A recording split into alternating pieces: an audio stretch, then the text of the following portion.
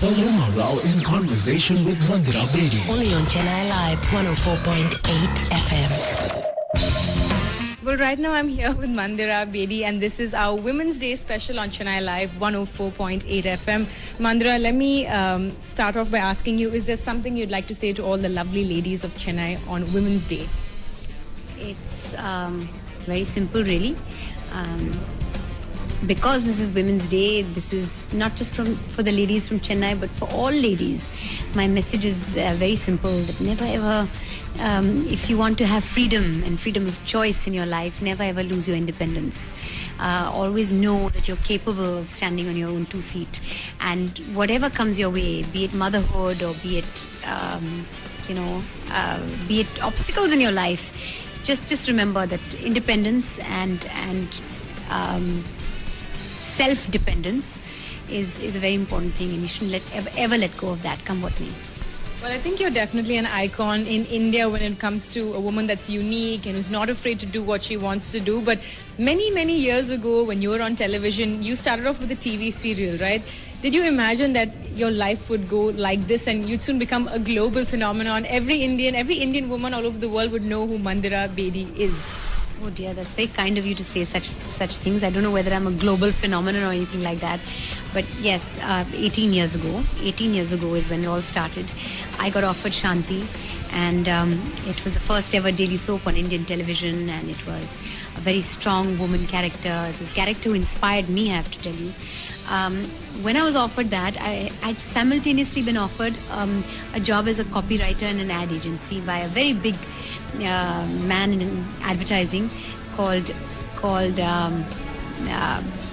Piyush Pandey, and when he offered me the job, I thought nothing could be better than that, the ultimate job. And then when I took on Shanti, I wrote in this letter saying, I'm so sorry, I can't do your stint in writing. That's very unfortunate. But in 1 year, I promise you, after Shanti is over, because it's a 1-year gig, after it's over, I promise I'm coming back to writing, because that's what I want to do. And he meets me now, every now and then. He's like a friend of mine. Every now and then when he meets me, he says, I'm still waiting for that 1 year to get over. And it's 18 years, since that time. And life has actually taken wonderful twists and turns. There have been lots of ups and there have been some downs as well. But I've got great opportunities that have come my way. I've done all sorts of things. I've, been in TV serials. I've acted in films. I've been a part of cricket telecast. I've done theatre. And now I host a lot of corporate gigs as well. I get to do lots of exciting things, and I'm very, very, very blessed and grateful that I'm still working so many years on. Paloma Rao in conversation with Mandira Bedi. Only on Chennai Live 104.8 FM. And when I say that you're an icon, I think one of the main things for young girls is the fact that you brought a woman into the world of cricket, and that's a big deal. It's been a very man-dominated sort of sport, and you said, hey, I'm a woman and I am a part of this world. So a lot of young girls want to follow in your footsteps. First, tell us what that experience is like being in that in a man's world, and what would you like to say to all the young girls who aspire to also do something similar? Well, firstly, I'll say it wasn't easy. I took a lot of blows for a lot of women who now are in cricket, because being the first, you get you get it the hardest. Being the pioneer, it's not easy, and a lot of flack came my way, a lot of criticism came my way. I developed a bit of a thick skin then, but fortunately for me, I had a long enough tournament for the people who employed me to have faith in me, and for people who were watching me to sort of have a turnaround in what they thought about me. So over those 6 weeks of that 2003 World Cup, my life changed. People forgot that I'd done any sort of acting before that, even though I'd been in Dilwale Dulhaniya Le Jayenge and Shanti and a lot of TV serials before that. But people just looked at me as anchor and forgot that I was an actor as well.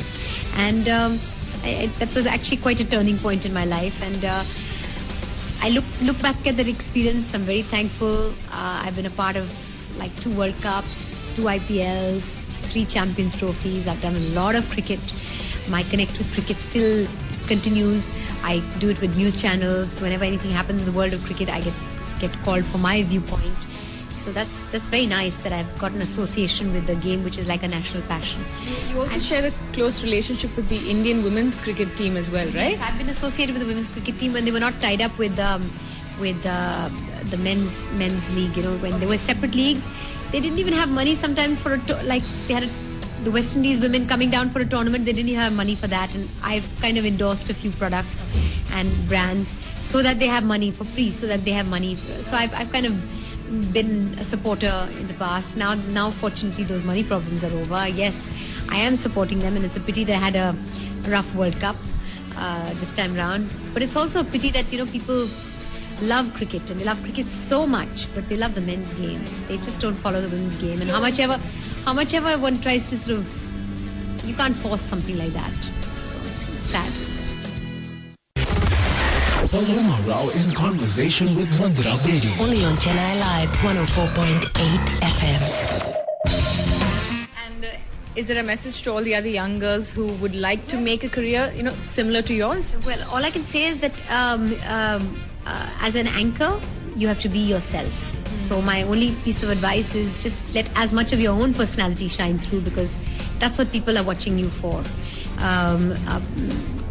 Don't try to be Harsha Bhogle.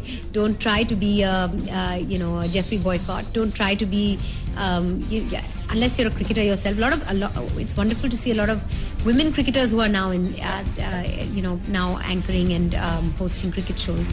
And now they know their stuff from a different angle. So for the girls who want to become, who've not played cricket and want to make a career of it, just remember, try and be yourself. That's the only advice I can give.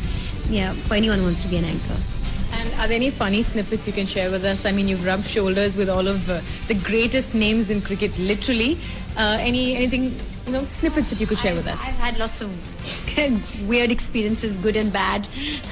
I mean, when you're doing stuff that's live, words once uttered cannot be taken back.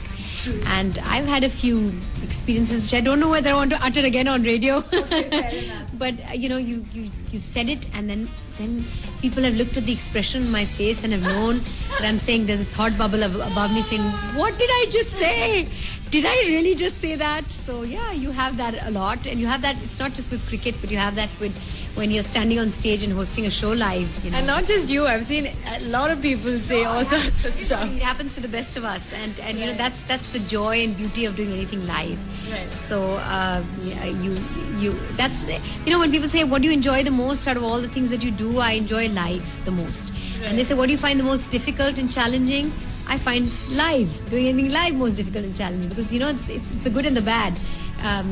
It's all very exciting, but on the other hand, you cannot take back words that have not come out right. And these days, tomorrow it'll be on YouTube. Oh God, absolutely. You've got to really be careful what you say, because you never know who has a phone camera and who's recording what now. Right. And coming back to the live medium, you do a lot of theatre as well. Some people know this, some people don't. How are you managing to do all these things? You also just had a baby, right? We'll come to that in a bit, but first, a little bit about theatre. Yeah, I love theatre. I've been doing theatre actually for a few years now. I've done only 3 plays, but all of them have run pretty well. First one ran for 75 shows.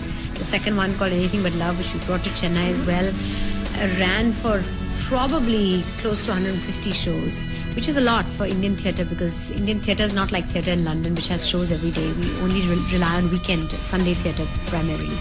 So that did well too. And now this third one, called Salt and Pepper, has also come to Chennai, which we performed a couple of days ago, and they're doing a good run too. So I enjoy theatre because it keeps the actor in me alive.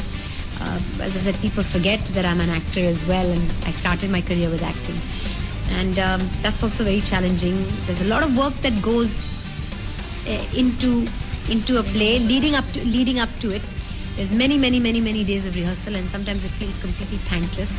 But when you're up on stage and when you've performed a play and you get a great response from people, then you are very thankful that you've done it, because it's wonderful to get instant feedback, and if your play is good, then even better. Paloma Rao in conversation with Mandira Bedi. Only on Chennai Live 104.8 FM. Right. And what is the best compliment an audience member has paid you after a show? A lot of people actually are surprised when they see me on stage. They say that, oh my God, we never knew you was an actor of this caliber. And a lot of people say that when they come after the play is over, when they come backstage to meet me, they're like surprised. And I like that surprise. I like to surprise people. People just think I stand on stage and say, "Good evening, ladies and gentlemen, and welcome to blah, blah, blah." Which also requires some amount of skill. No. Hello. Don't get me wrong. That's what I do for a living as well. And I enjoy that. It's not that I don't enjoy it. I get to do different kinds of shows, get to interact with different kind of people. And travel and see all these amazing places. All over the country and outside of the country. The most amount of travel I've done is outside the country is because of the work that I do. So I really enjoy it. But it's nice. It's nice to see people surprised by the fact that I stand on stage and I deliver lines, playing different characters, and that I enjoy doing that too. So, yeah. Okay, so before we say bye-bye to you, one final question. You're now a mom as well, so that's like a different facet of womanhood. What has that been like? And also, by the way, you are like amazingly in shape for someone who just had a baby. So tell us a bit about the experience of being a new mommy. Well, I waited a long time before I became a mom, and I had, like a lot of women do, I had that insecurity of whether I'd be able to start working again, whether life will pick up. I've been a career woman for so many years. I'm the one that delayed having a child a long time, and then suddenly I realized it shouldn't get too late. And after having the baby, I can't tell you, it's been the most amazing experience of my life. I think before the baby, people used to say to me, what is the best moment of your life, or what do you think is your greatest achievement? And I'd pick up some work-related one. And now when people ask me, what is the greatest thing that you've done in your life, I'd say, my baby. I can't believe I made this little fellow. And he was cooked in my oven.